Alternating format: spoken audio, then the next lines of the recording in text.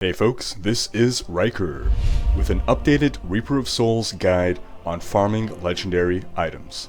Now, in order to maximize the number of legendary items that you find per hour, follow these instructions. Do rifts. That is all. As of 30 minutes ago, of the time of this recording, a hotfix went live. This is post-patch 2.04, and what this hotfix did was double the drop rate for legendary items in rifts. Further, Blizzard has nerfed all the popular chest runs, so until something new comes out, some crazy new chest run that we don't yet know about, and odds are this won't happen, rifts will remain the best way to farm legendary items. Another reason rifts are great for legendary drops is anytime you kill a monster, there's a chance that a legendary will drop. So the more monsters you kill, the greater the odds of a legendary dropping. And what are rifts? Rifts are huge dungeons filled with a high density of monsters. So you're killing a ton of monsters, you're spending very little time traveling from monster pack to monster pack because there's just so many monsters there to kill. Plus there's champion packs, elite packs, and these guys have an increased drop rate of legendary items, so altogether, rifts are just fantastic. Plus, rifts award a huge amount of blood shards once you kill the Rift Guardian. And what else did Blizzard do? Blizzard buffed Kadala, the blood shard gambling merchant, so she's going to be giving more legendaries as well. So blood shards are now more valuable, making altogether rifts really what you want to be doing. And that is what Blizzard intends. Blizzard wants you to be doing rifts, and they are appropriately buffing rifts to make these more enticing than the other gimmicky runs.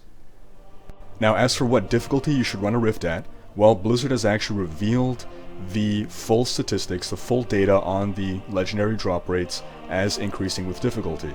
And we're going to turn to this table here, and if you want to see this table for yourself, click on this link here to visit the video guide where I have the numbers on this. But what we see is that on Torment 1, you have a 15% increased drop rate relative to everything before Torment 1 for legendaries. That's 32% at Torment 2, 52% at T3, 75 at T4, 101 at T5, and 131 at T6. Now, what's really awesome is when you see what this is relative to normal while in a rift. Again, the bonus is then doubled.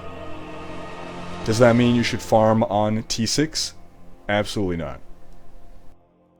If you want to purely maximize the number of legendary drops you get per hour, then you can afford to take no longer than 15% extra time to clear a rift on T1 than you can on normal. If it takes you an hour on normal, it can take you 69 minutes on T1 while remaining efficient. 30 minutes on normal, 35 on T1, 15 on normal, 17 minutes on T1. Now, there is one caveat here, and that's with the Torment specific legendary drops and sets. A lot of people are going to argue, well, I'd rather play on T1 even if it takes me double the time as on normal because I have a chance to get those better legendary items. That's a point of contention. I don't agree with that line of reasoning. Because what are the odds of you completing a set? Fairly low. You're gonna have to get a lot of farming in before you ever complete a set. I mean, only the most hardcore players are ever gonna complete a set. It's the unfortunate truth. Then, as for the Torment-specific legendaries, with the cool attributes and whatnot, well, you have a chance at getting them. You're slowing down your efficiency for a chance at getting a better legendary, because you can still get the pre-Torment legendaries. My advice would be, once you feel as though you're only going to get upgrades through the Torment-specific legendaries or through legendaries period, then go to T1 if you can do so without hurting your efficiency too much. While you're still in the early stages, you know, if you don't have a ton of legendary gear, if you don't have that best-in-slot gear yet, if you're seeing a lot of room for improvement in the gear you currently have, then farm on T1. Farm on normal, rather. Farm on normal, you're going to get a lot more legendaries. Legendaries can roll higher stats than yellows. So once you're decked out in baseline legendaries and you realize, okay, at this point I'm not going to be getting more upgrades, then progress up to T1. But again, that's just my advice. If you want to look at the data yourself, again, click on this video link and pore over the numbers. Thanks for watching, and if you'd like to see more videos in the future, please like, comment, and subscribe.